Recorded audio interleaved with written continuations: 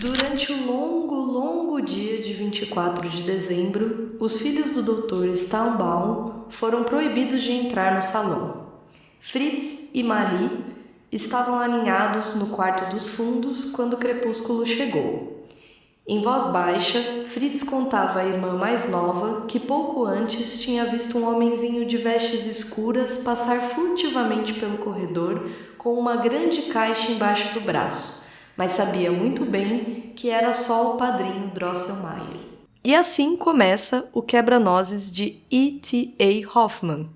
Eu sou Gabi Ideale. Eu sou Andréia de Oliveira. E este é o Livros em Cartaz especial de Natal.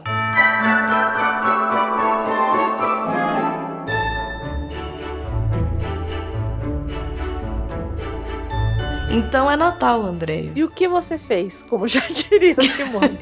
Sim, eu fiz o que deu, Simone. Eu fiz o Simone. Cara, Simone, se eu fosse escrever uma carta, eu não escreveria pro Papai Noel. Talvez eu escrevesse pra Simone, né? Mesmo porque Cara, a gente não gosta de Papai Noel. Bom, eu particularmente, eu não fui uma criança que acreditou em Papai Noel. Agora pronto, né? Eita, André, pronto. Você esperou esse momento pra falar isso, Agora André. Pronto, né? Porque eu fui uma criança que eu sabia muito bem quem trazia os meus brinquedos. Minha mãe nunca, meus pais nunca, e eu acho... Nunca falaram que foi Papai Noel? Nunca. E era muito curioso, porque nem com meu irmão, nem comigo. E a gente também, as crianças falavam, e a gente também não era aquela criança que falava assim, ai, Papai Noel não existe. Era tudo ali, sabe? Eu não sei dizer, mas sabe essa coisa... Pra mim, Papai Noel era uma personagem que você podia acreditar ou não, assim.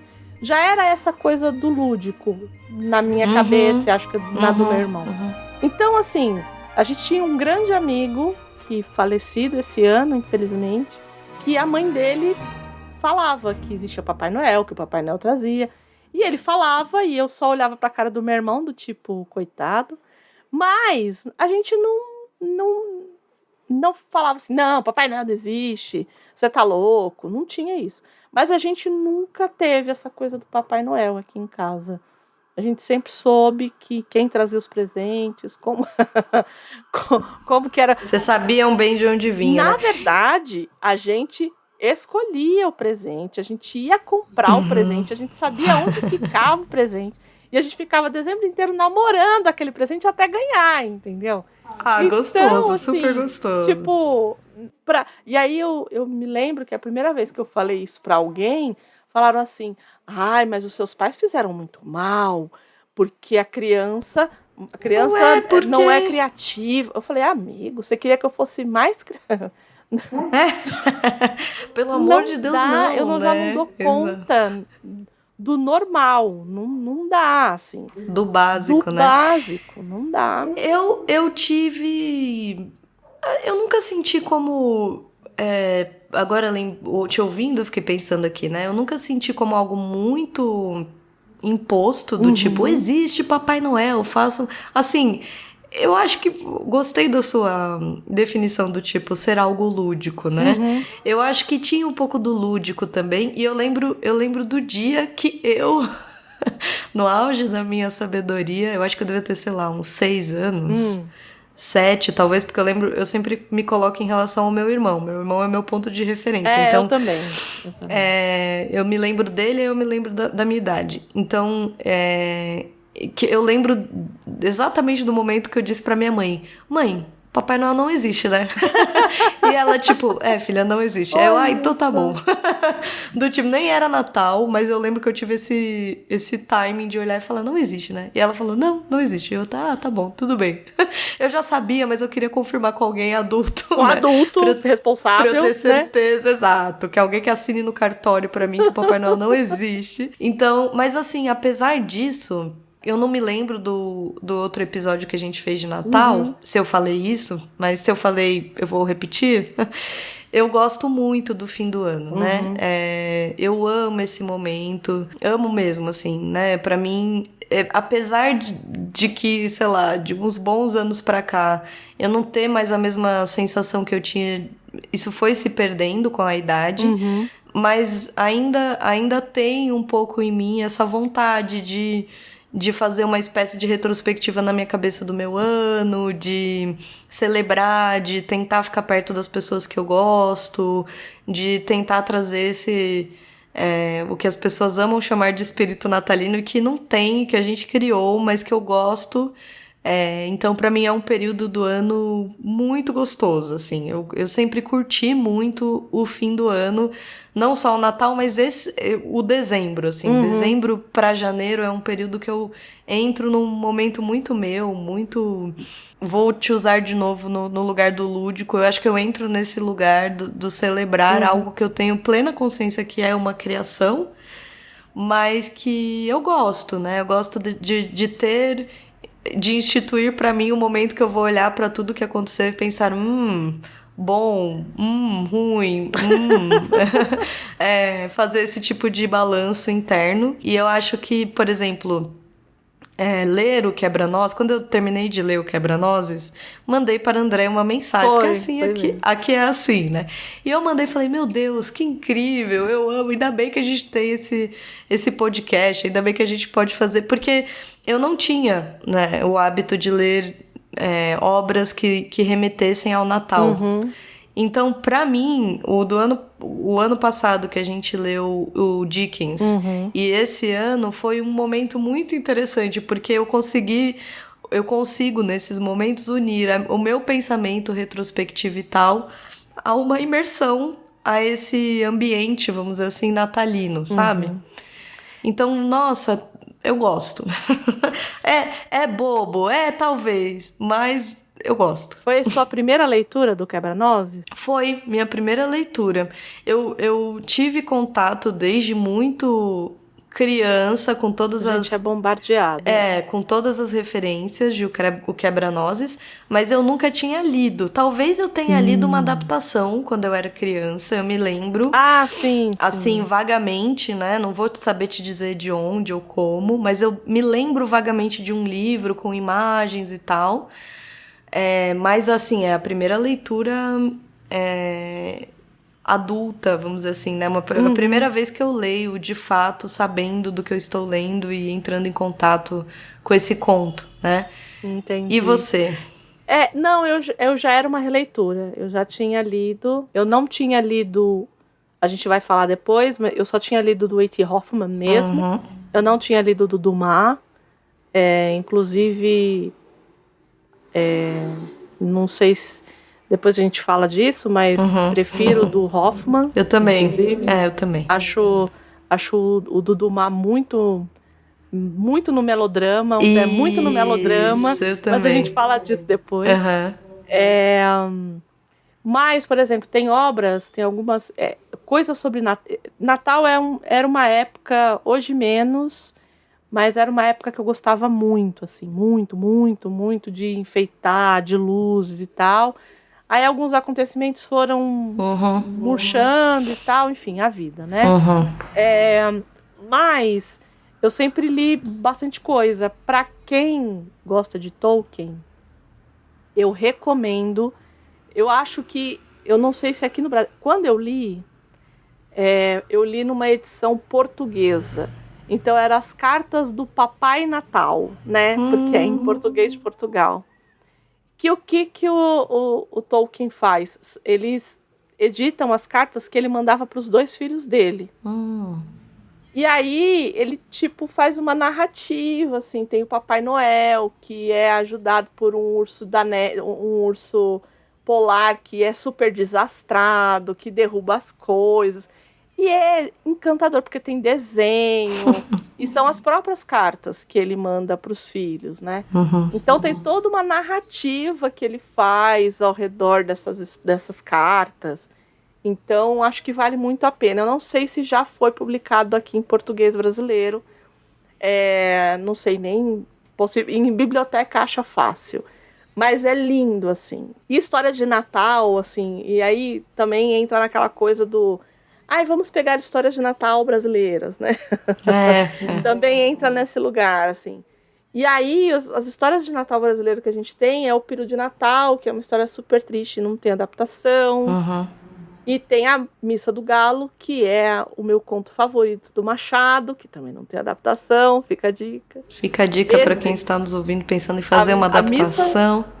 A Missa do Galo, eu acho que daria um curta sensacional, assim. Eu amo a Missa do Galo. Para quem nunca ouviu, ou para quem nunca leu, leia, porque, enfim. Mas como a nossa proposta aqui é sempre trazer uma obra que tenha tido alguma adaptação, a gente acabou trazendo, e acho que justamente, o Quebra-Nozes.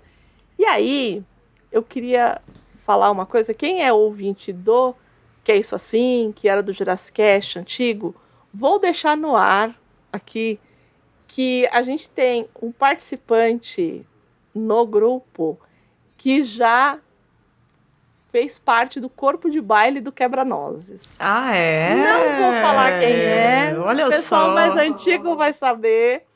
E aí depois... Entendedores entenderão, é isso? Entendedores entenderão. E depois o povo se vira aí para procurar. Pessoal que faça as pesquisas, não é mesmo? É isso, é isso.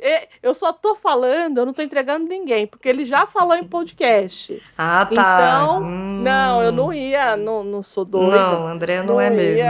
Isso... não ia expor a pessoa assim. Quer dizer, né? Somos doidas em outro lugar, né? Em outro nível, mas não sou a fofoqueira. Ele já contou isso em podcast, por isso que eu tô trazendo. Mas isso faz muito tempo que ele contou. Eu acho que não é todo mundo que vai lembrar. Se você lembra, coloca nos comentários aqui quem foi. Por favor, conta pra mim que eu não sei quem foi. Do nosso podcast aqui, que já participou, já esteve ali no corpo de baile do Quebra-Nozes. Mas é isso, hoje a gente vai falar a respeito dessa obra, desse sujeito que teve a infelicidade, eu estava falando isso para a Gabi, de encontrar o Freud anos depois, né? Assim, a obra ter sido encontrada pelo Freud anos depois. Nós chegaremos lá, né?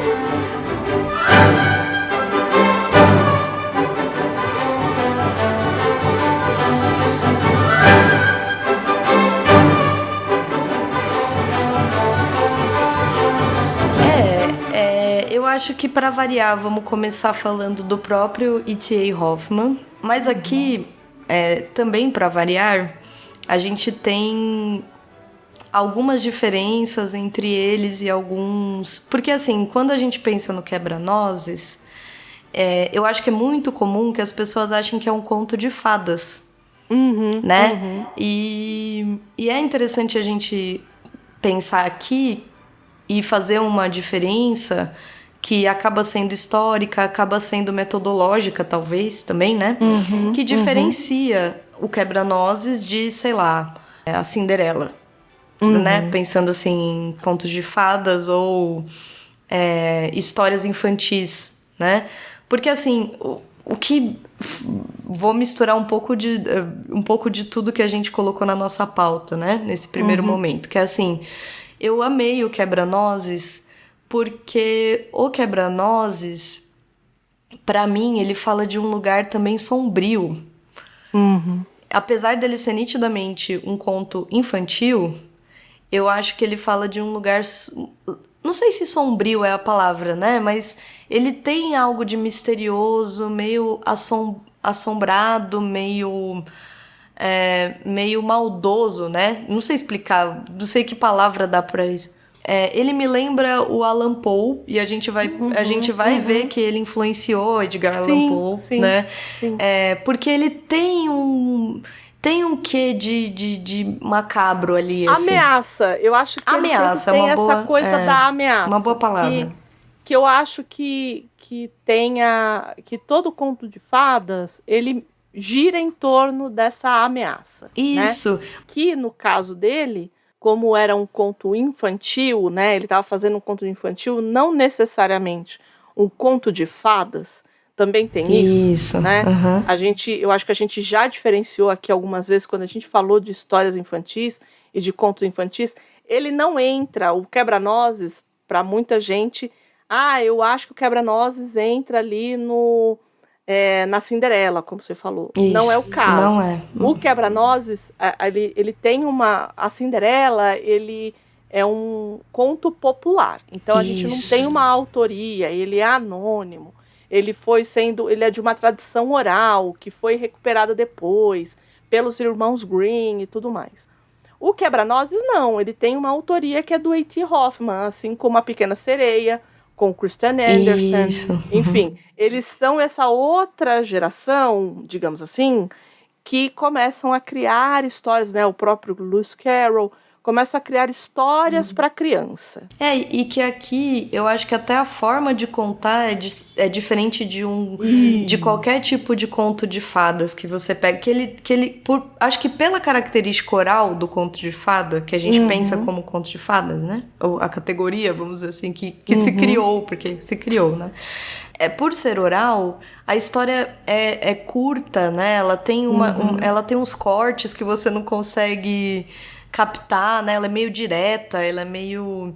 Porque você para pra pensar que ela tá sendo contada oralmente, né? Ela está sendo falada, né? Ela não é feita para ser lida, ela é feita para ser contada, né? Falada. E quando você fala, você acrescenta tom de voz, você faz gestos, mímicas, você tem outro compasso, tem outro ritmo, tem outra finalidade também, né? E chega ao receptor de outra forma. Eu acho que o grande problema do Hoffman, quando ele chega com Quebra-Nozes, é que a gente está aqui num romantismo alemão. Isso. E aí, o que acontece? Nesse período, as histórias que eram consideradas histórias infantis eram os contos de fada. E aí, ele criou essa história para ser uma história infantil. E os estudiosos, os educadores, porque colocaram algumas premissas para que as histórias infantis fossem consideradas infantis, descartaram o Quebra-Nozes como uma história infantil, colocando ela numa categoria de história adulta. Por exemplo, né, o que os acadêmicos, os críticos literários, nesse período, definiam? Eles tinham 4 premissas ali, né? Então, primeira coisa que essa história ela tinha que ter dimensão educacional, promovendo valores de sabedoria, moral, religião e política. E por quê, né? Religião e política.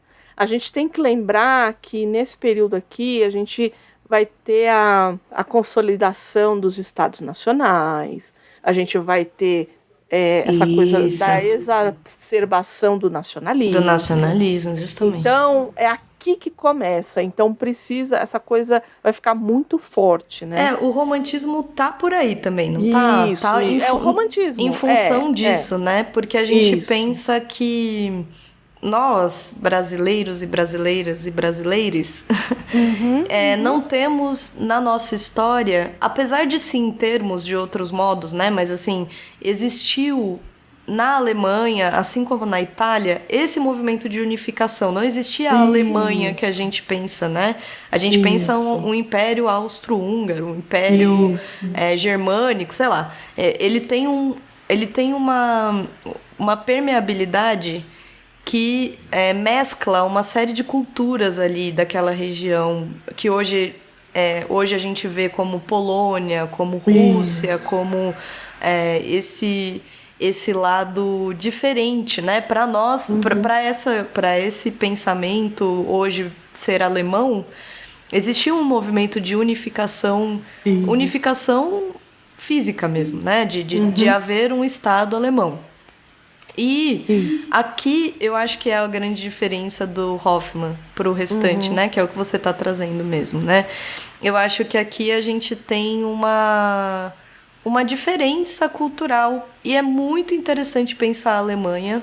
Eu vou ser muito sincera, assim, o meu contato com esse tipo de história é muito recente. Até de cultura, de leitura de autores alemães. Eu não sei o que você tem, André, acho que não sei se a gente já chegou a conversar sobre isso, mas de contato com, por exemplo, escritores alemães é muito recente para mim.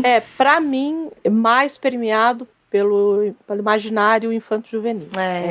Os irmãos Grimm, né? Esse pessoal todo ali, daquela região ali. Aquela meiuca, né? Aquela meiuca ali, por conta do Danúbio. Por conta desses meus estudos no imaginário do infanto-juvenil. Sim. Mas da literatura alemã pesada, assim, não. Eu também não. Pesada que eu digo... Sei lá, modernos, né? Não. Thomas Mann, né? Thomas Mann, eu acho que o que mais chega ali é Thomas Mann e parei, entendeu? Entendi. Eu não tenho também. E assim, quando a gente para pra ver, eu acabei entrando em contato por uma via indireta, que é a filosofia. E quando eu comecei a me interessar, eu tava conversando com o André também, porque a gente tem, como todos sabem, uma conversa paralela sempre. Não, a gente quase não se fala, a gente se odeia. A gente só grava o programa, mais nada. Né, André? Mais nada, a gente não tem nenhuma conversa em paralelo. Não. E eu tava contando pra ela que eu assisti aí num dos streaming, que eu não sou paga para contar qual, então vocês podem procurar. Tô ficando difícil. Tô ficando difícil aqui pros apoiadores. Eu assisti um filme sobre um rei da Bavária. Imperador da Bavária. Você falou mesmo. Que é um filme do Visconti. Que imagina um italiano fazendo um filme sobre o imperador Luís II da Bavária. Né? E eu falei, gente, que filme é esse? Né? Cheguei ao filme e falei, gente, que é isso? Né? E de verdade, né? Eu cheguei muito perdida no tema e comecei a ver e falei, gente, a Alemanha é tudo isso. Eu não tinha essa dimensão. Porque quando a gente fala, por exemplo, da Segunda Guerra Mundial, não é um exagero atribuir as origens de todo esse movimento fascista, nacionalista, ultranacionalista, a essa visão de unificação da Alemanha, que é do século XIX, né? Isso, então, assim, não é um exagero, porque a hora que a gente começa, por exemplo, nesse filme, que é um filme longuíssimo, de 3 horas e meia, a gente vai encontrar personagens, entre aspas, aí, porque são pessoas que existiram, mas que estão no nosso imaginário moderno / contemporâneo, que é Wagner, né? A gente fala de Wagner por conta de Hitler, eu acho, hoje em dia. Dá até palpitação quando a gente fala de Wagner, né? Inclusive. E você descobre que tá tudo interligado. Toda essa vontade de unificação, de encontrar o que é uma cultura, porque eu acho que quando a gente pensa em unificação, a gente pensa em cultura, né? A gente pensa em uma linguagem comum, cultural. Então, por exemplo, Luís II da Bavária foi, na época, tido como um louco. Porque ele era essa pessoa que pensava e valorizava demais a cultura, né? Do lugar da música, do lugar da literatura, do lugar da pintura. Então ele valorizava demais, ele construiu castelos, né? Ele tinha uma coisa assim megalomaníaca mesmo, que, bom, todos esses grandes alemães tiveram, entendeu? Hitler, Wagner, enfim. E aí ele fazia esses castelos, ele que foi responsável por criar teatros, grandes teatros, né? Grandes lugares de... Não é exposição, né? De... Espetáculo, isso. Casa de espetáculos. Obrigada, Andréia. Então, pensar que o Hoffmann está incluído nesse timing, vamos dizer assim, né? Sim. Nesse lugar, não ele propriamente, né? Não que ele necessariamente tivesse esse empenho absoluto como política de vida, mas, por exemplo, onde ele nasceu hoje não é a Alemanha, é Polônia. Mas ele atuou como advogado, talvez, eu não sei que nome dá para isso, mas ele trabalhava na Corte de Apelações em Berlim. Então ele viveu, vamos dizer assim, a cultura alemã, né? Ele foi... Andréa pode trazer isso pra gente aqui. Ele conviveu com esses grandes romancistas e poetas românticos, né? Desse período da Alemanha que a gente pensa que se envolve nisso, né? A trajetória dele é uma trajetória que eu achei extremamente interessante, porque ele não deixa de ter a vida dele como magistrado, vamos dizer assim, né? Como um advogado. Ele trabalhou com a corte a sua vida inteira, praticamente, né? E, ao mesmo tempo, ele escrevia, né? E não só, né? E não Escrevia, só. Era músico, desenhava. Ele tinha, né? exato, ele tinha essa Ele espécie de era dom o que a múltiplo, gente assim. chamaria de polímata. Ele né? era Assim, absolutamente exato. E, por exemplo, o que acontece com ele? Ele nasce, então, nessa cidade que eu não sei pronunciar o nome, que Nem é eu, nem quero Königsberg, sei lá, não sei se é assim que fala, gente, tá? Königsberg, ele nasce em 1776, no fim do século XVIII, né? Pro fim, né? Caminhando ali pro fim do século XVIII. E os pais, e é muito interessante isso, os pais dele se separam. Porque a gente tá falando de uma família luterana. Isso. A gente tá falando de uma família que pode se separar, né? Que é preconizado que tenha esse direito, vamos dizer assim, né? De separação.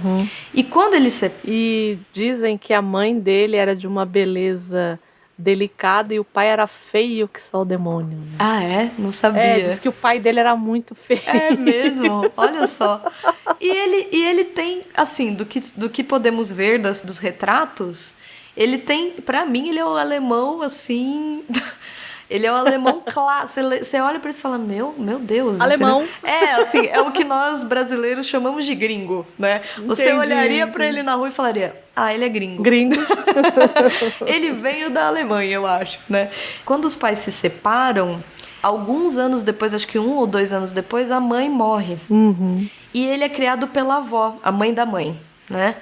E a avó, ao que se consta, a vida dele com a avó era permeada por uma série de visitas, né? Apesar da avó ser essa figura da criação, ele convivia também com a tia e o tio, né? A irmã da mãe e o homem que casou com ela. E eles tinham uma vida cultural muito, muito rica, né? O tio era... Aliás, eles não eram casados, né?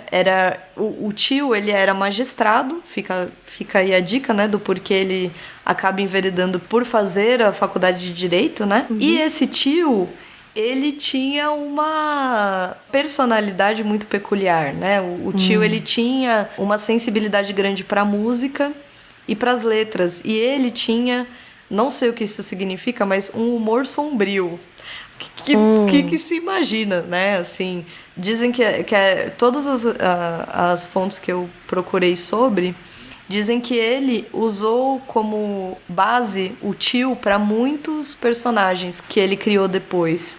Porque o tio virou uma espécie de referência, né? Ele era um cara muito criativo, estimulava muito o Hoffmann. E, ao mesmo tempo, ele tinha essa coisa sombria. Eu não sei o que significava, mas, por exemplo, algumas das fontes que eu li dizia que ele tinha um gosto peculiar para móveis, sei lá, para as roupas, para os... Bem parecido com o próprio padrinho. Exatamente. Pela descrição, é o próprio. Essa figura excêntrica, vamos dizer assim. Ele tinha uma personalidade excêntrica. Imagina que a gente está falando de 1770, né? 1780, isso. No interior da Polônia, entendeu? Então, assim, ele deveria ser, de fato, uma figura diferente do meio. E ele tem uma influência muito grande sobre o Hoffmann. É difícil, eu tenho muito, muito medo sempre de fazer análises biográficas, porque a gente tende a fazer leituras que nem sempre são reais ou não, né? Então, mas assim, não à toa ele estuda direito, né? Ele tem, de fato, nesse tio a gente tá falando aqui, a Andrea mesmo já conectou com essa personagem, que para mim é uma das centrais do conto, né? Sim. Talvez a grande central do conto, na minha opinião. Falaremos disso mais pra frente, mas para mim ele é, se não a central, uma das figuras centrais do conto. E que é isso, assim. E aí o Hoffmann, ele foi essa pessoa que sempre teve uma... É visto como uma criança, um adolescente sensível para a cultura, né? Então ele amava música, para além da literatura, ele amava música, amava pintura, né? Ele tinha esse lado aflorado, vamos dizer assim. Tanto que ele acrescenta... Amo, né? Esse A que tem aí do E.T.A. Hoffmann. O nome dele de batismo, adoro essa coisa do nome de batismo, né? Eu vou tentar. Vou tentar. Vai lá. Ernest Theodor William Hoffman. Que assim, Isso. é o Ernesto. É o Ernesto Que nos convidou pro samba que mora no Brás. O Ernesto Teodoro Guilherme. Porque o William é Guilherme, eu não sei, Sim. né? Então, assim, esse era o nome dele. E, como disse a Andrea bem, ele acrescenta o A, porque é ETA, né? Quando a gente vê qualquer conto dele, ele assina com ETA, né? Uhum. O A que ele acrescenta, porque já vimos aí que era Guilherme, né? É de Amadeus. Uhum. E é Amadeus por conta de Mozart. Então, Isso. aí a gente tem dimensão do quanto ele se inspirava nesses grandes atores, vamos dizer assim, né? Da cultura germânica, né? Em geral. Mas, assim como o nosso amigo Edgar Allan Poe, ele não tinha muita... Como direi? Ele não tinha muito apreço pela hierarquia. Exato. Era um problema para ele. É o problema. Tanto que fazem muitas comparações entre o Poe e ele. Só que eu acho que ele foi mais bem sucedido. Muito mais, que o Poe, comparado. Né? O Poe, coitado, né? Em 1800, né? Depois que na virada, ele fez o direito e tudo mais, ele consegue um cargo oficial, né? Em Posen, que é na cidade lá. Só que ele foi afastado. Por que ele foi afastado? Porque ele começou a fazer caricaturas e possivelmente publicar de autoridades, né? Muito grandes, assim, muitos. E dizem que as caricaturas eram muito desrespeitosas. Então eu imagino. Imagina quais eram as caricaturas, né? As caricaturas. E aí ele, por conta disso, como ele não foi exonerado, mas como castigo, mandaram ele para uma cidade do interior, entendeu? Do tipo, você vai ficar aí. E aí, uma cidade do interior, que você não tem nada para fazer, é nesse período que aflora essa coisa mais musical dele, que eu acho que, assim, bom, não tenho o que fazer, vou estudar música. Exato, olha só. Isso, né? Acho que foi isso que aconteceu ali. Aí, em 1804, ele acaba voltando, ele acaba sendo transferido para Varsóvia. Vários expoentes do romantismo alemão, né? O Novalis, o Tchek, enfim. N pessoas ali acaba, enfim, entrando nesse círculo desses autores alemães aí, né? E nesse período também, ali, por volta de 1802, a gente sabe que tem as guerras napoleônicas e que tem algumas invasões ali. Ele também tudo incerto, porque ninguém sabe. Enfim, guerra, né, gente? Claro, não. Vendo as coisas ali. Não... E é um período que a gente esquece também, né? Que teve essa coisa do Napoleão, a gente... Isso. Eu acho que a gente só lembra do Napoleão, nós brasileiros, quando a gente lembra que o Dom João deu a volta no Napoleão e veio pra cá, né? Isso. Porque foi isso, né? Ele falou assim... O homem ficou com medo. Esse grande estadista, o que ele faz? Ele larga todo o povo dele lá e vem põe pra cá. Põe todo mundo dentro do navio e corre, pessoal, que tá... Nós, brasileiros, acho que a gente pensa, quando a gente pensa em guerras napoleônicas e no Napoleão, a gente pensa nesse período, quando a corte vem pro Brasil, né? A gente teve uma segunda invasão portuguesa, na verdade. A gente não teve uma invasão francesa, né? Exato. Mas lá teve, né? Foi um período bastante conturbado, enfim, né? Napoleão, imagina. E que, de certo modo, contribui também para a ideia de que é necessário se unificar, né? Sim. Ele volta em 1814, né, para Berlim, e ele vai trabalhar nessa parte jurídica e diz que ele tinha uma reputação, assim, excelente, enfim... por isso que a gente brincou, ele teve uma carreira muito mais bem-sucedida do que a do Poe, né, assim, nesse sentido, apesar de não dar muito para comparar, porque ele era advogado, o Poe era jornalista, né, uma espécie de jornalista e tal, mas ele e disse que ele era funcionário exemplar, que, enfim, mas mesmo assim, ele continuava lá com com os parça dele lá. Evidentemente. Da literatura e tudo mais, enfim. É engraçado pensar nele assim, porque quando você vê as imagens, os retratos, você imagina ele um cara sério, né? Sim. Você não consegue pensar que ele faz Exato, ou um homem que faz caricaturas, né? Não, jamais de fato. Não é? Você jamais imagina, assim. Nesse período, como ele tá muito essa coisa da música também, ele faz muitos artigos de crítica sobre Bach, Beethoven. Então, assim, ele é um cara, essa coisa das artes, ele estava ali envolvido, né? Essa pessoa que tanto a música, e o que é muito curioso, né? Porque, e eu acho que os alemães têm isso forte, assim, essa coisa da música, né? Assim, tem. Não tem? Eu acho que a gente tem alguns autores... bom, é que aí a gente vai entrar num campo muito complexo. Muito, né? Porque tem alguns autores, por exemplo, que você lê ouvindo Wagner e a métrica é a mesma. Então... É nesse nível, né? É nesse nível. Então eu não quero entrar muito nisso, porque senão a gente vai fazer um programa inteiro sobre literatura alemã. Exato. Né? Não, fora que é uma ligação diferente, né?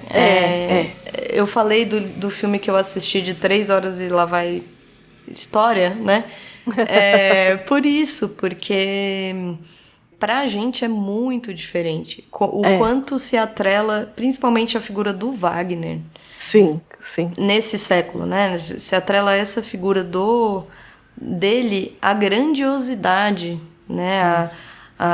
Enfim, o próprio Hoffmann tem uma série de contatos com a obra de Wagner. E assim, é curioso, muito curioso, porque... porque quando a gente pensa em Wagner, a gente pensa em nazista. Isso, não tem desculpa. como. Não tem como.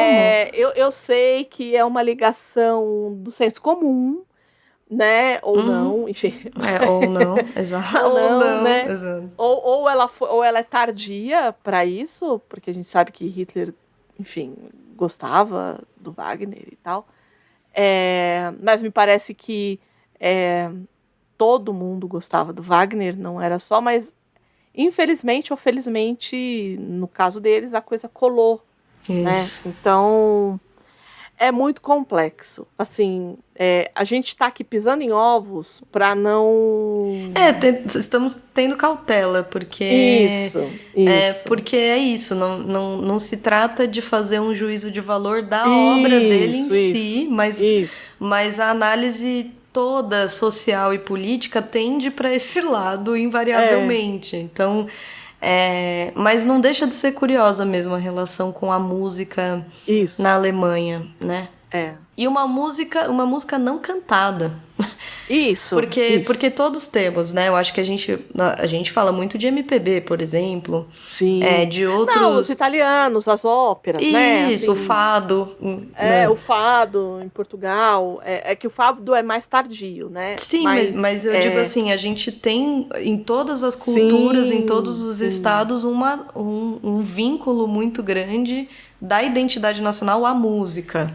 Mas, por exemplo, você pega um Mozart, que é alemão, e vira e fala assim: não vou fazer ópera em italiano, vou fazer em alemão. Isso. Poucas. Mas não tem ópera em alemão.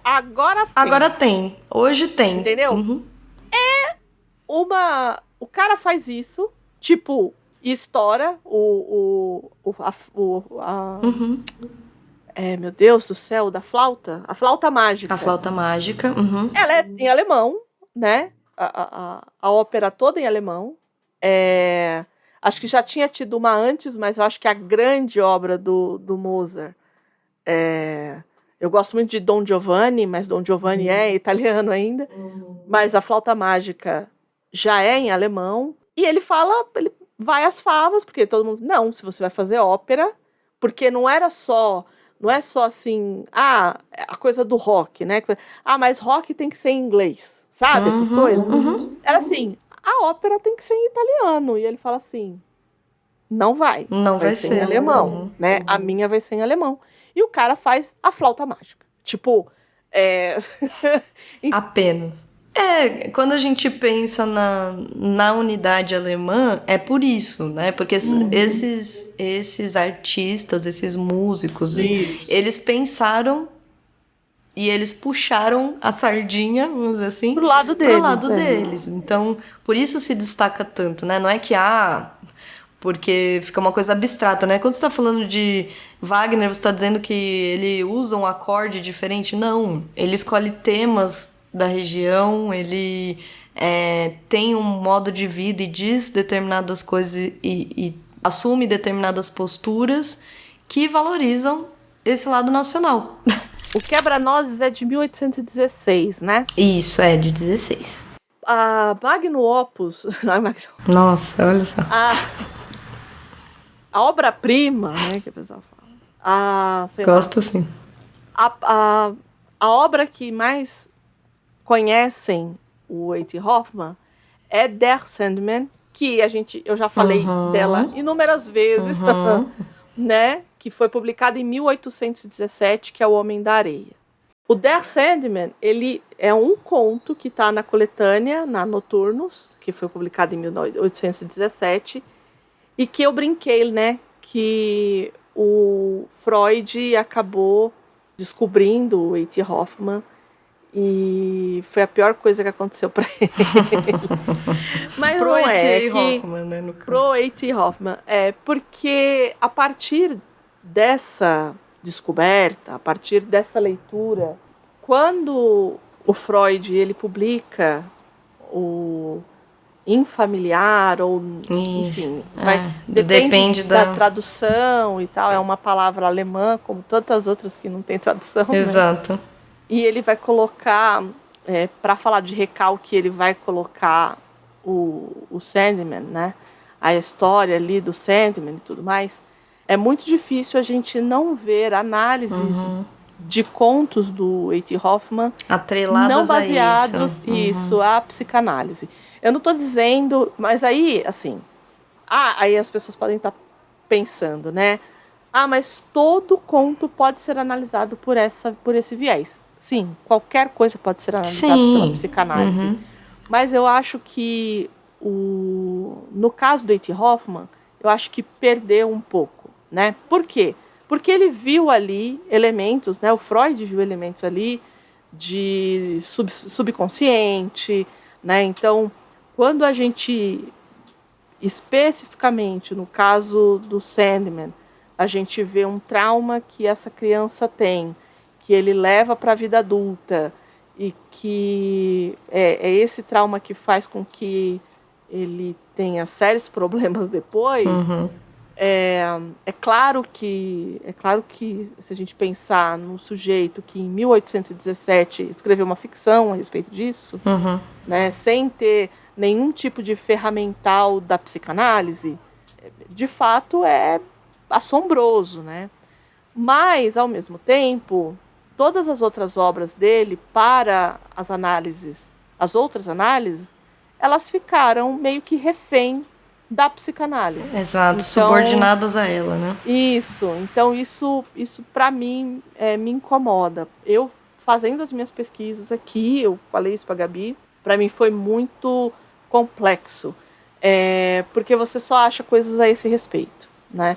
Se você quer uma análise diferente disso, é possível que você tenha que fazer a sua própria análise a respeito disso. Sim. Porque senão é tudo muito parecido e tudo sempre pelo viés da psicanálise. De novo, qualquer coisa pode ser analisada por esse viés. Mas é difícil, assim, pelo que eu procurei, encontrar... E assim, o Quebra-Nozes, eu não estou falando do Sandman, não. Eu estou falando do Quebra-Nozes.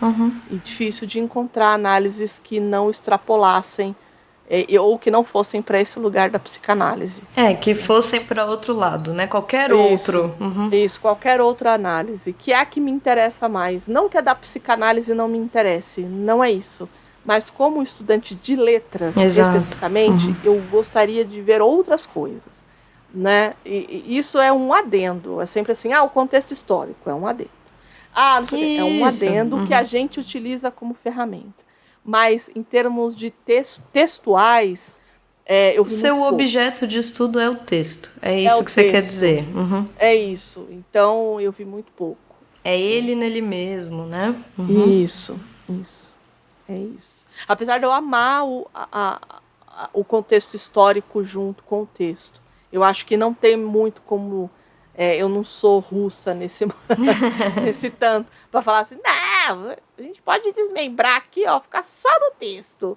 Não sou essa pessoa. Eu acho que o contexto histórico, ele mexe muito ali. Mas é como era na história da arte. Que é isso que a gente aprende. O seu objeto de estudo é o objeto. O quadro, é a escultura, é a música ou o livro, vamos dizer assim, né? Você tem que se ater ao objeto. Qual é o seu objeto? O resto, ele vai funcionar. Aí, claro, são 1000 metodologias diferentes, né? Você pode aderir ou não. Mas, assim, o que você tá me trazendo me lembra isso, pelo menos, né? Que você vai... o que me incomodou é que, assim... Ele virou o secundário de uma análise psicanalítica, é isso que você quer dizer, isso, né? É isso. Ele virou um objeto psicanalítico para psicanálise. É isso. Entendi. É isso. Você reduz ele a um objeto fora dele, sim. Exato. Exato. Como uma ferramenta, né? Não como um objeto em si. Isso. Né? É isso. Eu entendo. Perfeito. Entendo. Totalmente. E fico brava. Tá tudo bem. É isso. Fique registrado. Tá registrado. Que a Andréia tá brava. Que a Andréia ficou brava. E com razão, tá? É isso. Fique com esse barulho.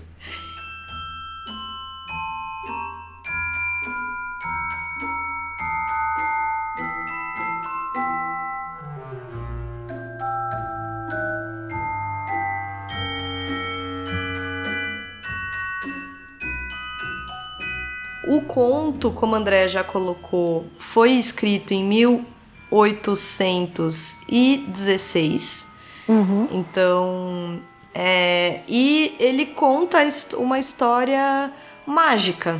E acho que mágica é uma boa palavra para definir, porque inclui um pouco... Porque, assim, a gente vai falar das adaptações que foram feitas, né? E o que, para mim, faz desse escrito do Hoffmann, do E.T.A. Hoffmann, o meu favorito, é justamente o fato dele ser mágico nesse lugar que ele é. Porque a gente vai acompanhar a história... Aí é interessante, já começa assim, eu acho. Porque, assim, de que história a gente vai acompanhar? Que quebra-nozes que a gente tá falando. Do que a gente tá falando, exatamente. Porque, assim, o que a gente vai acompanhar?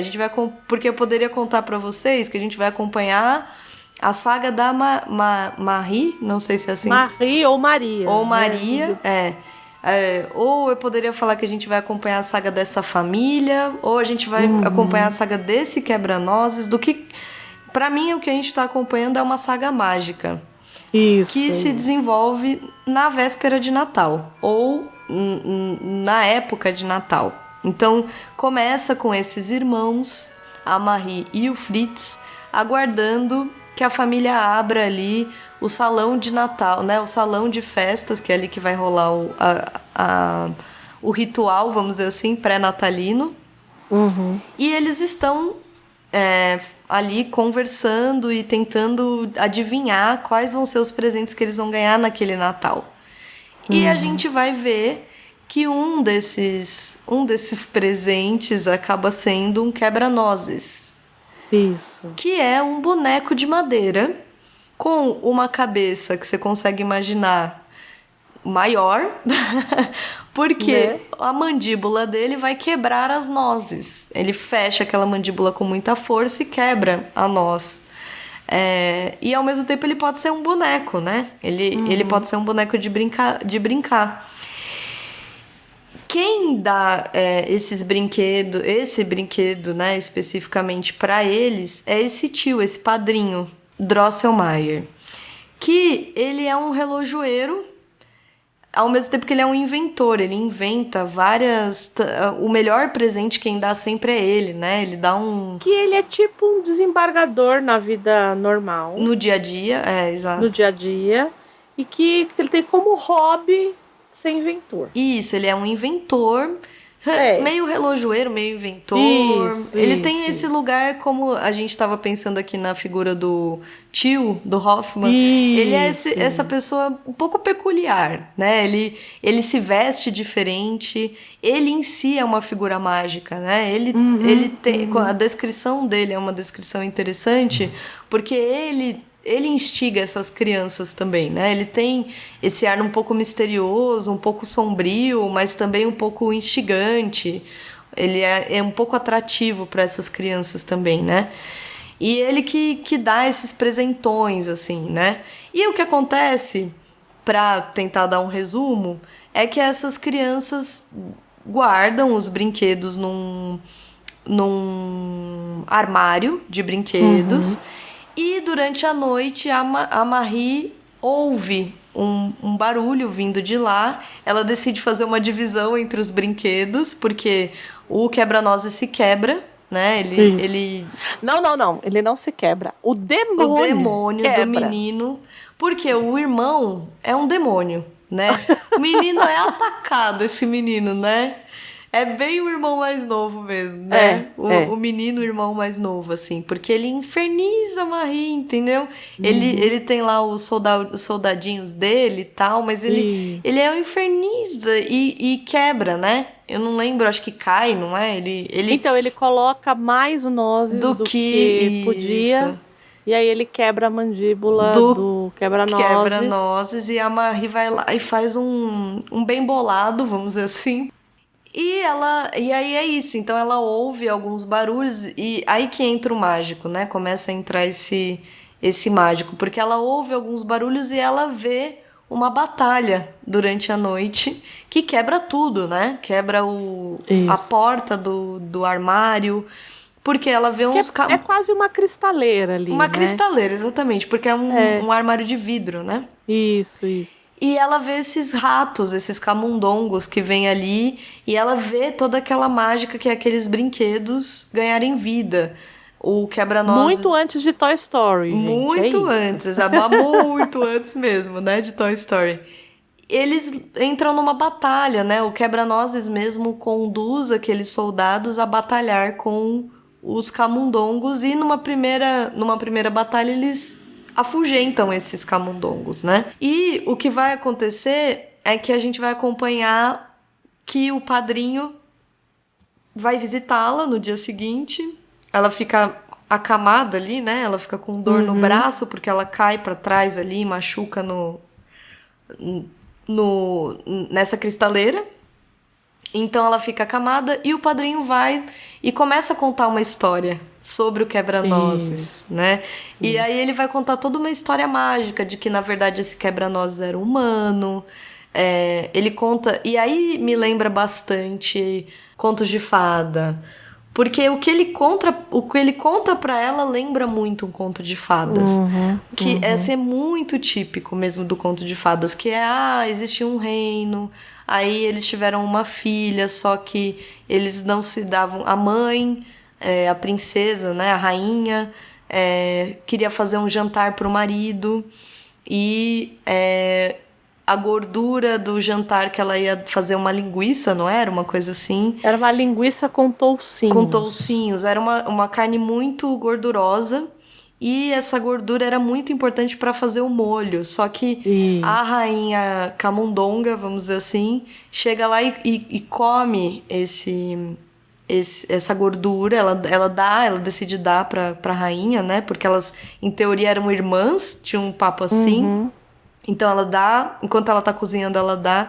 E o marido fica muito bravo, porque era o prato favorito dele. Tinha toda uma história de quando ela fazia aquele prato, então ele fica irritado e ele manda matar os filhos dela, né?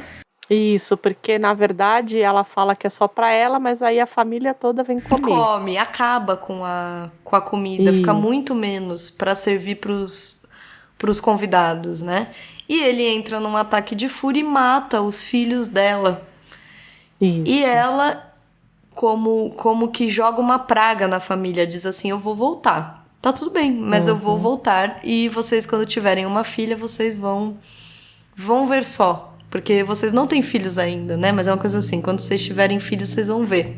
E de fato ela volta, a menininha nasce e ela meio que lança um feitiço na menina, apesar de todos os cuidados da família. Por isso que eu falo que lembra um conto de fadas, né? Apesar de todos os cuidados que a família faz, coloca lá 3 mulheres com 3 gatos, né? Pra comer os camundongos e tal. Ela chega, a menina, e lança um feitiço na menina. E ela fica deformada, né? A menina fica deformada. E aí... A menina vira o quebra-nozes, né? Isso, pela descrição, exatamente. Ela vira um a quebra-nozes. menina tem a deformidade do quebra-nozes, que é aquela cabeçorra gigante, aquele Isso. queixo, enfim. Ela é meio deformada, ela antes era muito Isso. bonita e dá a entender que ela ganha uma deformidade. E o rei decide chamar os grandes mestres ali de sabedoria, a grande sabedoria do reino para dizer, e aí, como que eu conserto isso aí, né? E eles lá estudam ele, um astrólogo, um deles dá a entender que é o Drosselmeyer, né? Sim, ou o sim. pai dele, ou ele. Isso. E eles chegam à conclusão que precisa achar uma noz de ouro num lugar, sei lá, X, que eu não vou lembrar agora. E essa noz de ouro precisa ser quebrada por um rapaz imberbe, né? Um rapaz... Isso, que nunca teve barbas. Nunca teve barbas e que tem muita força, porque essa noz de ouro não é qualquer um que quebra, é só esse rapaz específico. Enfim... Ao fim... E que sempre usou botas. E que era um sempre negócio tem assim, algumas né? especificidades, assim. Ao fim e ao cabo, eles conseguem achar essas nozes depois de não sei quantos anos, eu não lembro mais, uns 40, não, 13 anos, não lembro. 15 anos. 15 anos, isso. Eles acham a tal da noz, acham o rapaz, e o rapaz quebra. Só que tem todo um ritual, né? Não é só quebrar a noz, a menina precisa comer o que está dentro, né? Isso. E ele tem todo um ritual, né? Ele quebra... Ele tem que dar passos para trás. Ele tem que tampar os olhos e dar 3 passos para trás. É uma coisa assim. Nessas que ele tá dando passo para trás, ele tropeça e cai. Não é? Então, ele na rainha dos ratos. Isso, né? ele tropeça na rainha que está lá, que ela quer... E ele mata ela. Só que antes dele matar ela... Ele fica amaldiçoado. Ela solta a maldição nele. Aí ele vira... Um quebra-nozes. O quebra-nozes. Exato. Então ele conta essa história para Marie e diz, olha, essa é a história desse quebra-nozes e tudo mais. E ela vai, por consequência, deduzir que os camundongos, os ratos que atacaram ali na noite passada, eram esses mesmos que estão indo atrás do quebra-nozes, né, para matá-lo. Que é o rei, que tem o... Que é o rei de 7 cabeças, exato. E cada cabeça tem uma coroinha. Cada cabeça demais. tem uma coroinha, eu amei isso também. É lindo, eu achei lindo, gente, é muito lindo. Porque é isso, ela vai acompanhar essa batalha. E o quebra-nozes some, é isso, não é? Eu não lembro agora, mas ela, em determinado momento, ele ganha, ele vence, né, a batalha. Isso. Ele mata o rei, pega as coroas e ele chama ela para ir para um reino dele, né? Pro reino dele. Aí eles entram num guarda-roupa. No guarda-roupa dentro de um casaco. E é muito curioso. Isso, num casaco. Que eles começam a entrar pela manga do casaco do pai. Olha aí como é que é Nárnia. É isso. Interessante, vai. É muito interessante. É Nárnia. Isso. Porque ela entra, eles entram no guarda-roupa e entram no casaco do pai. Quando ela entra, ela sai nesse lugar com neve, né? Que é o lugar que ela... que é o reino dele. Porque, na verdade, ele é um príncipe. Isso, né? Exatamente. E é muito curioso porque... Ele tá apaixonado por ela, né? E ela acha que ele tá apaixonado pela bailarina, pela boneca que ela colocou junto com ele, né? Isso. Tem todo E não, ele na verdade está apaixonado por ela, né? Porque ela o ajudou, ela cuidou dele, ela que colocou o pano ao redor do pescoço para que a mandíbula não caísse de novo. Então tem toda uma coisa ali. E aí eles vão, aí ela conhece as irmãs dele. Isso, Aí conhece tem todo todos esse os reino de reinos. A Marzipan. coisa dos cisnes, do Lago dos Cisnes está aí. Sim, Porque sim. ela passa por um lago de cor, acho que rosa, avermelhado, Isso. porque ele é de morangos, uma coisa assim. E é através desse lago que ela chega no castelo, não é Que isso? eu acho muito curioso, né?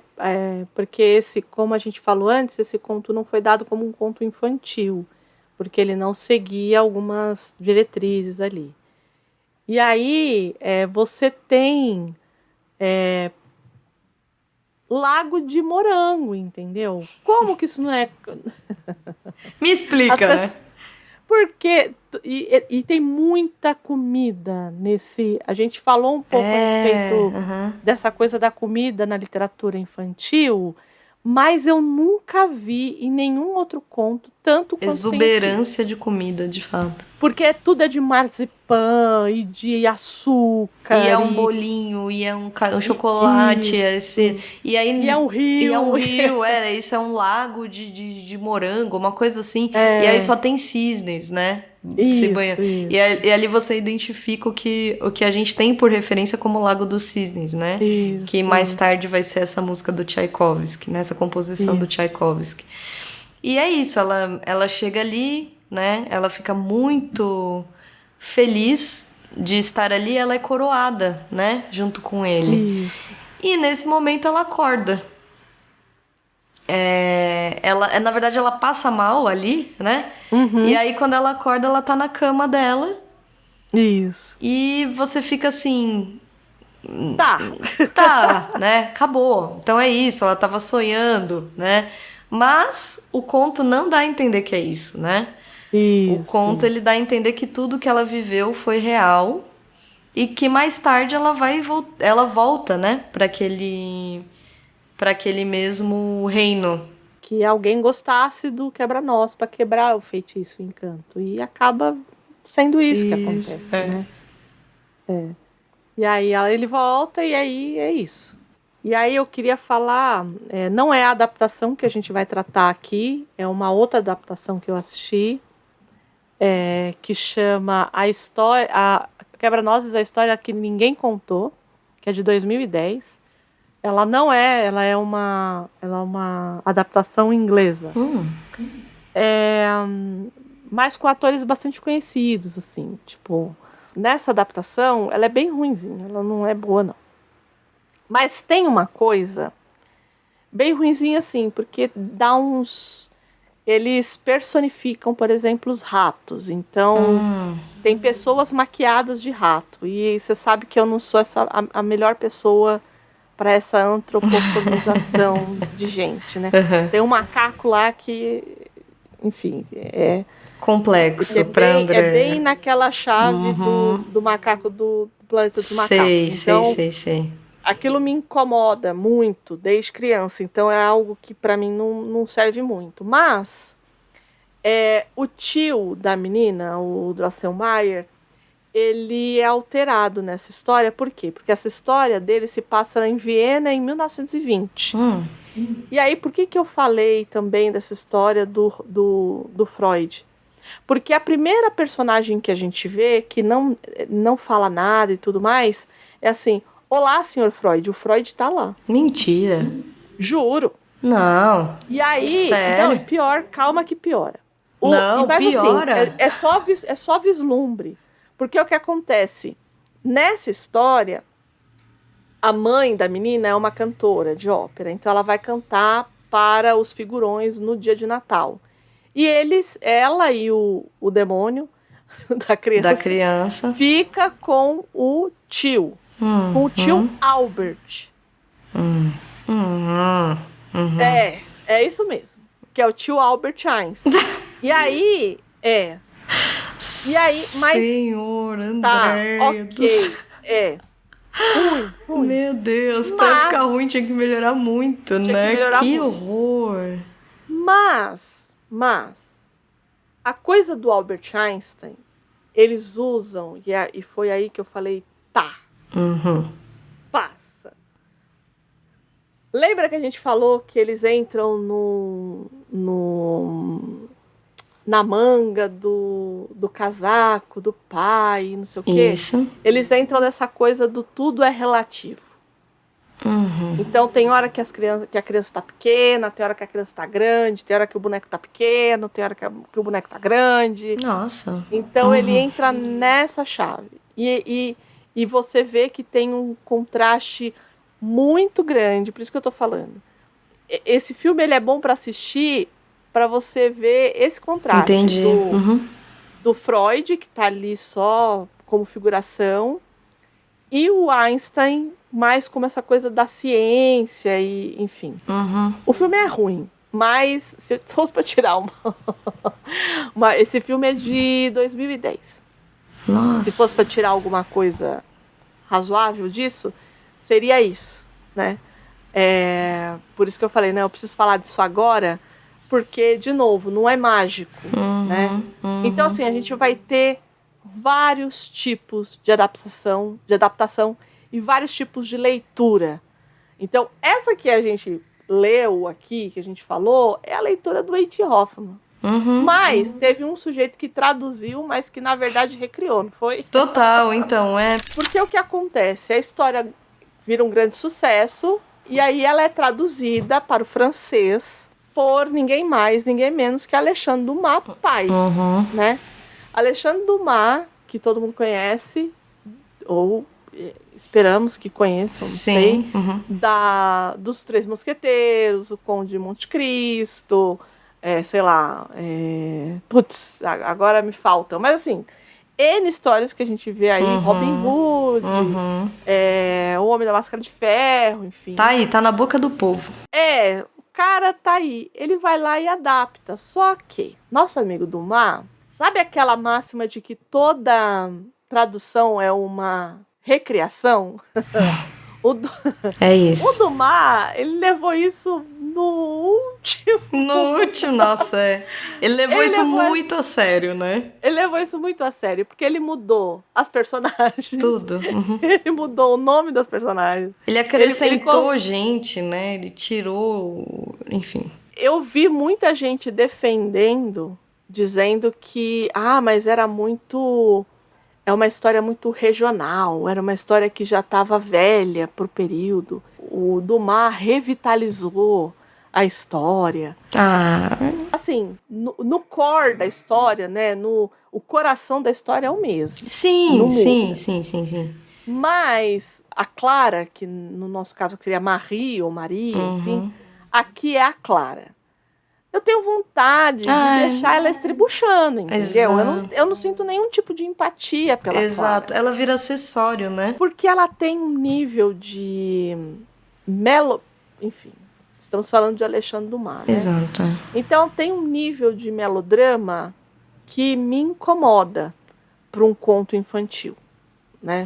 Então eu acho que nesse caso específico, e olha que eu gosto do Dumas, hein?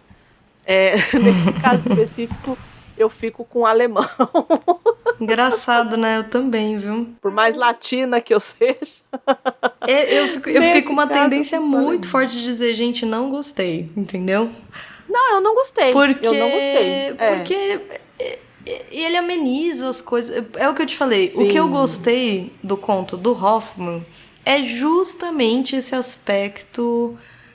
sombrio. Eu não sei se sombrio é a palavra, né? Mas eu li e fiquei com medo em alguns momentos, entendeu? Porque é aterrador. Sim. É aterrador você ficar imaginando o próprio boneco. O Quebra-Nós não é um boneco bonito. Sim. A gente não tá falando de né? Não é propriamente a história... Não é um soldadinho de chumbo. Não é. É um quebra-nozes, não, né? E outra, a história dele não é feliz, né? A história de formação do boneco não é bonita. Ela mesma, a menina... O próprio mundo... que se você parar pra pensar é todo de doces e tal, é meio esquisito, assim, você fica num lugar meio, tipo, nossa, meio amedrontador isso, assim, né, não é que é, feliz e bonitinho, entendeu, tem um lado, e eu acho que o Dumas quebra tudo isso, entendeu? Isso. Me incomoda muito. Mas a gente tem que lembrar que o Dumas vem da escola do Charles Perrault. que faz Que é isso justamente também. isso, exato. Que ele também ameniza os contos de fada, né? Então o Perrault, por mais que tenha coisas que ele tenha mantido, né, no caso da Chapeuzinho Vermelho, que ele tenha mantido o final, que não tem esse negócio de tirar a vovó de dentro da boca, não, que ele vai lá e come a Chapeuzinho da forma gastronômica, não da Bíblia, pelo menos no conto. Exatamente. Mesmo ele mantendo isso, ele ameniza as histórias, né? O que o Hoffmann não faz, o que os Green não fazem, né? E eu acho que o Dumas vem dessa escola, sim, né? De amenizar mesmo. Sim, né? sim. E isso me incomoda, sabia? Porque eu acho que o conto ele é muito interessante do jeito que ele é.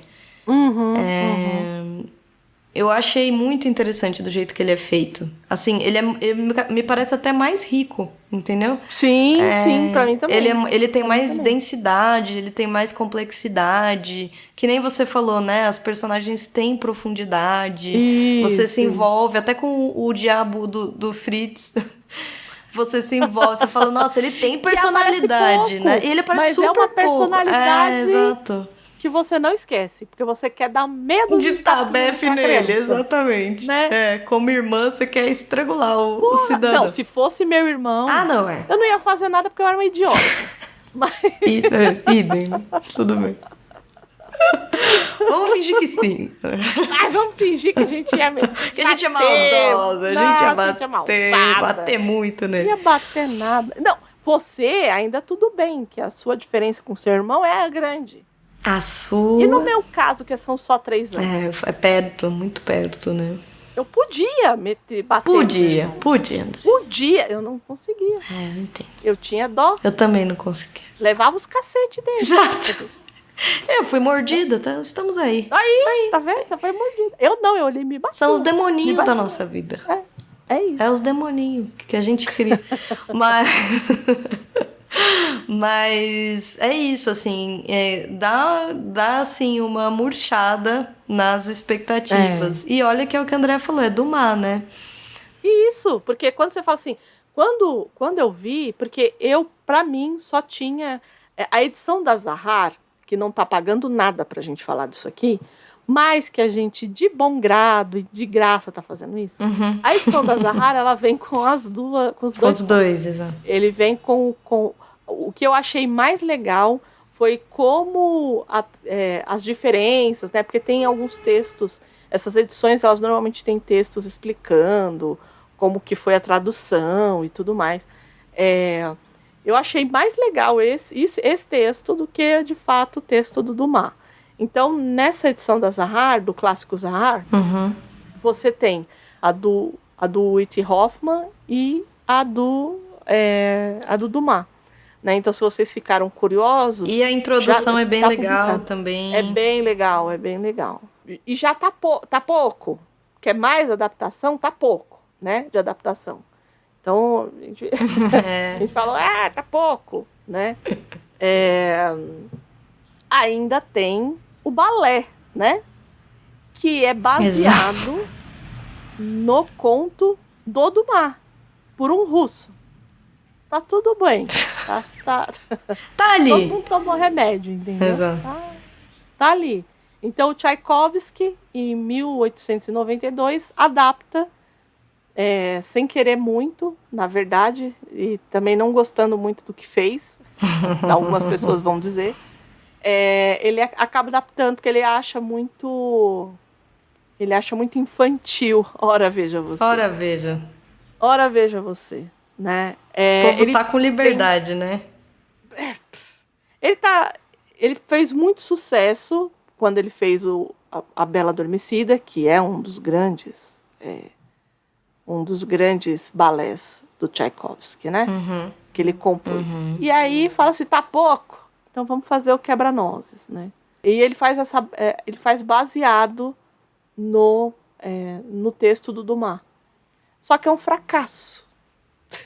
Exato, por incrível que pareça, né? E só tem sucesso muito depois.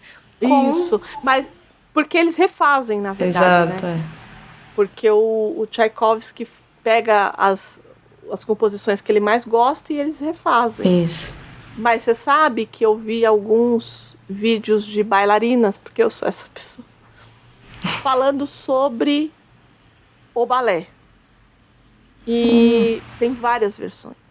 Tipo, não é uma versão só. Tipo, não é, vamos montar... Entendi.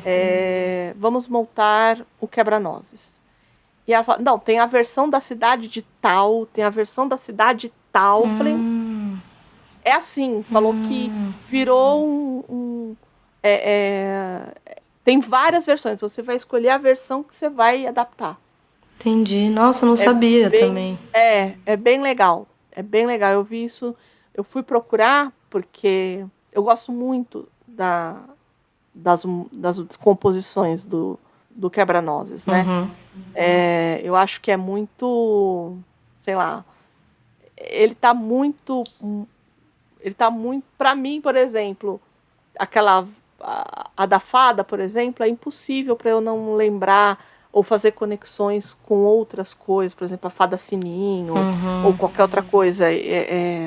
Eu gosto muito do Quebra-Nozes. E aí eu fui procurar. Falei assim, deixa eu ver um pouquinho mais a respeito da adaptação para o balé, porque eu nunca vi o balé, infelizmente. Assim, eu também não. Ao vivo, nunca vi. E isso é algo que eu quero ver se eu faço pro ano que vem. Eu ia amar ver também, sinceramente. Isso é algo que depois, absorvendo e vendo essas coisas, eu tava procurando. Eu acho que agora vai começar, né, a temporada de Quebra-Nozes, né, em vários lugares. Mas eu queria ir num lugar legal, também. Enfim, com um corpo de balé bacana, assim, né? Então, e deve eu acho ser que muito bonito programar. de ver, assim. Deve ser lindo, né? Então eu nunca vi. Também não. Balé é algo... E é curioso, né? Porque balé é algo que as pessoas normalmente não... eu vou sair para ver um balé. Exato, né? E normalmente tá ligado a essa... Pelo menos aqui no Brasil, a impressão que eu tenho é que ele tá sempre ligado a essa coisa infantil mesmo, né? Também. Tô falando, imagina, não tô falando que eu acho que tem a ver... exato. Eu acho que tem a ver com como a gente está habituado a se relacionar como sociedade com o balé, né? Então... Isso. E aqui no Brasil eu sinto que ele tá nesse outro lugar, né? O balé, que eu digo balé clássico, né? Essa coisa. Você tem ali o Lago dos Cisnes, talvez Romeu e Julieta, Lago dos Cisnes, Romeu e Julieta, Gisele, e eu acho que fica aí. Não acho que avance mais que isso, assim. Não estou dizendo que não... Estou falando do público geral, tá, gente? Eu não estou falando dos amantes de balé. Os bailarinos, não é nada disso. Eu estou falando do público geral mesmo. Gente como a gente. Exato, acho que fica mais nesse circuito, assim, né? Mas é um que eu tenho muita vontade de ver. Não vi ainda. Mas teve um grande fracasso, né? O pessoal fala que é porque teve muita criança que foi coreografada, e aí isso desagradou, enfim. Isso, exato, foi nesse lugar, né? Teve uma coisa, e aí falam que ele ficou esquecido até 1940, até que a Disney fez Fantasia, e Fantasia mudou. Mudou, eu amo Fantasia. Eu também. Eu amo Fantasia. O 2000 eu não gosto muito, não. Eu gosto do primeiro. Que é uma maluquice, né? Se você for parar pra pensar, surrealista, né? Praticamente. É muito, é muito. Então, e tem o Tchaikovsky lá. Temos todas essas adaptações e a adaptação que a gente veio falar hoje, que é da Disney também. Exato. Né? Não é fantasia. Não é fantasia, mas é da Disney. E... Que, na verdade, não é uma adaptação, mas não é. Né? Você gostou? Me fala. O que você achou? Então, porque... Eu não gostei, não. Então... Não é que eu não gostei. É que, assim, ele não é uma adaptação da história. Isso. Ele conta... É como se a Maria fosse mãe da protagonista, Clara. Isso, exato. É como se fosse né? uma continuidade, vamos dizer assim. Exato. Então, Tanto que fala, né? O quebra-nozes e os 4 reinos, né? Isso. O quebra-nozes e os 4 reinos. E aí você tem o que a gente acaba no final do conto, achando que a Maria vai ficar com aquele príncipe, que é o quebra-nozes e tudo mais. Na verdade, ela vai embora Do reino, né? daquele reino. Ela se casa, tem 3 filhos e ela morre, Isso. né? E aí ela acaba dando para a filha que me parece que é a filha mais parecida com ela ali, que é uma filha bastante envolvida com física, com quebra-cabeças, com imaginação e tudo mais, que ela acaba dando um ovo ali, como um presente de Natal, né? Póstumo, enfim. Quase um ovo de... Como é que é o nome daquele ovo russo? Eu não sei. É, tipo, ele é uma joia, tipo um ovo... Eu não sei. Fabergé. Conheço isso. Andréia. Eu também não, eu nunca por vi isso, ao é porque vivo, é mas eu super- sei que ele é igualzinho o do filme. É um filme. Fabergé. Mas assim, os originais, assim, eles são de milhares de dólares, sei lá, milhares de alguma Nossa. coisa. É, caríssimo, é uma joia. Entendi. Tanto quando eu vi, eu falei, nossa, povo rico, povo rico. Então tá, né? Então tá. Total. E aí, ali a gente tem uma questão que o pai quer continuar fazendo as coisas mesmo. Parece que não tem muito tempo que a mãe morreu e as crianças estão sentindo muita falta da mãe e tudo mais. Para uma das... Isso me pega demais quando eles colocam essas coisas. A filha ganha o vestido preferido da mãe. E aí a filha coloca o vestido da mãe e o pai fica embasbacado olhando pra filha. Esquisito, né? Isso me incomoda profundamente. Assim. Eu acho que eu sei que é comum e que... Andréia, você tá vendo maldade, você tá maldando em tudo, né? Mas é uma linha muito tênue. E ali eu acho que cruzou, né? Assim, a forma como o pai olhou pra filha. Enfim, não gostei, mas foi só aquele momento, não teve nada, enfim. E continuou, e essa menina acaba entrando... eles vão para um baile na casa desse tio, desse desembargador, que aqui é vivido pelo Morgan Freeman. E aí, isso eu achei legal, né? Porque, assim, você vai pensar num conto alemão, vai ter branco só, né? E aqui não, você tem um quebra-nozes. Isso. O quebra-nozes que é um menino preto. Isso. E que é super fofinho, o menino, inclusive. Sim, né? sim. Toda a história de ela deixou a gente, a sua mãe nos deixou e ela deixou você também. E, enfim, eu acho que a fada que tá ali, bom, eu já tenho alguns problemas com a Keira Knightley. E aí já vem de outros momentos. Já vem de outros momentos. Então, colocam ela como essa traidora do movimento. E assim, e ao mesmo enfim, várias questões, né, pra se pensar. É meio boboca, eu achei bem boboca. E assim, e por que é a mulher, né? Enfim, tem esse lugar também, assim, né, do tipo, da competição, sei lá, esquisito, né? E, eu não sei, eu achei que é isso, assim, é o que você falou, né? Então, na verdade, é uma continuação, uma espécie de uma liberdade... né, de continuar aquela história. Isso. E eu acho que, assim, não foi uma continuação... É outra história, entendeu? Você vai seguindo assim, as personagens são outras, os dilemas são outros. Talvez tenha uma inspiração naquele mundo, mas os dilemas e as questões são totalmente diferentes, né? Sim, porque no caso do Quebra-Nozes, a gente percebe que ela entra naquele lugar que a gente já falou aqui do Pinóquio, da Coraline, que é essa literatura de formação, isso, né? Essa literatura de aprendizagem, né? que você está saindo da inocência de transição, que você está saindo da inocência e indo para a vida adulta. Então, o Quebra-Nozes, ele entra nesse lugar. Aqui, ele tenta fazer isso, porque até então tem essa coisa do luto, né? Que é muito mal aproveitado, diga-se de passagem, eu achei.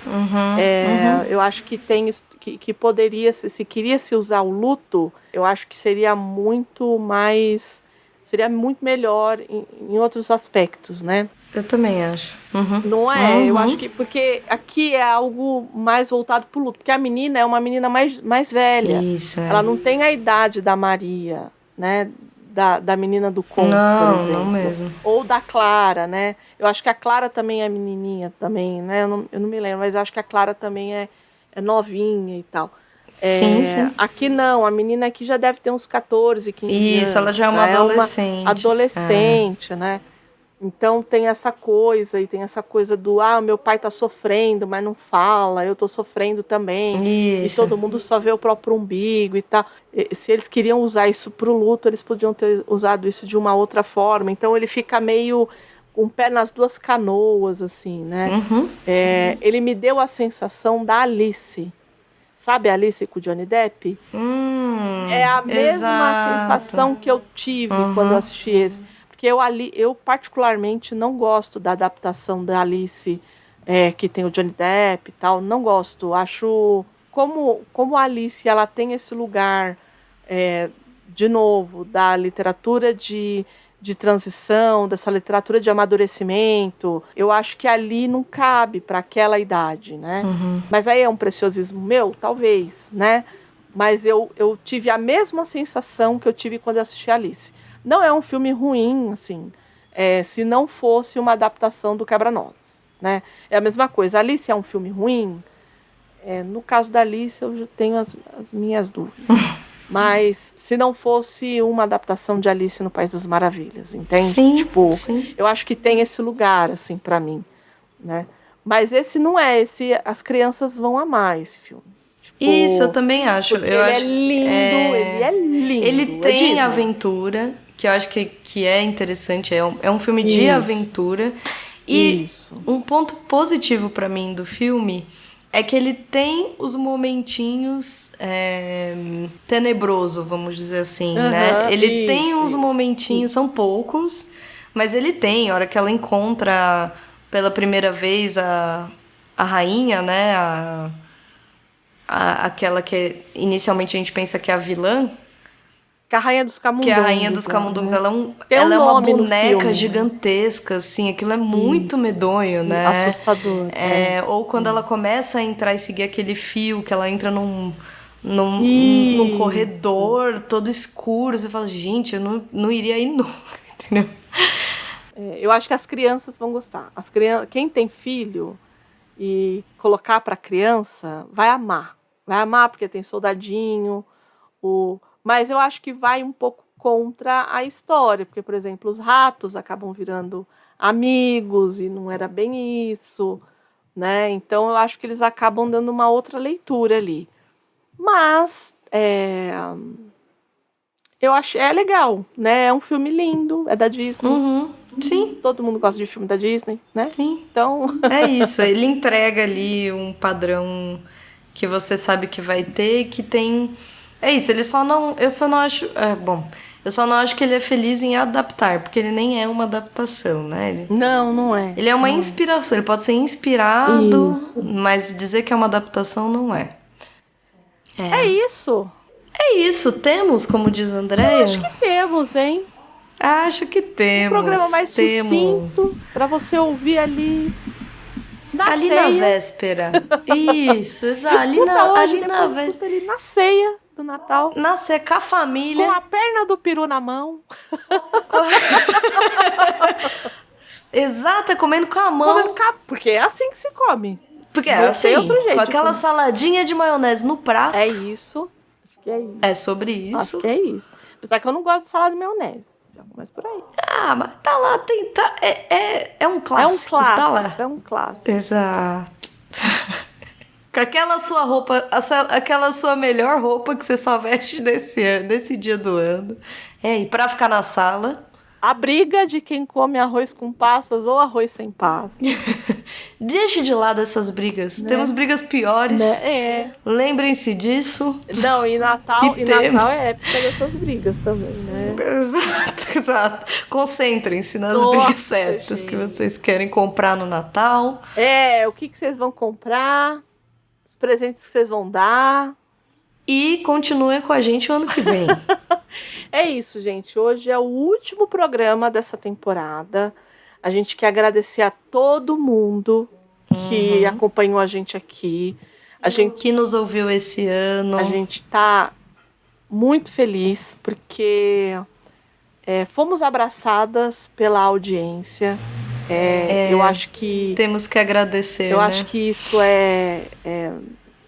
assim, era algo que eu já vinha participando com os meninos e tudo mais, mas esse que a gente vê nos números, que a gente vê que tem que tem um engajamento do lado de vocês, e então a gente só tem a agradecer, que vocês fiquem conosco o ano que vem também. Que tragam mais ouvintes conosco. Isso. Vamos aumentar essa família cada justo. dia maior, né?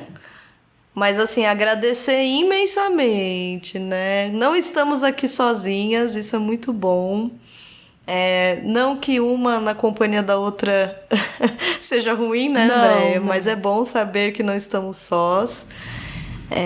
E, claro, sem dúvidas, agradecer os meninos do Portal Refil, que são, assim, maravilhosos, super receptivos com a gente desde o começo, né? Sem vocês, não estaríamos aqui assim. Então, com certeza, é uma parceria que a gente quer continuar.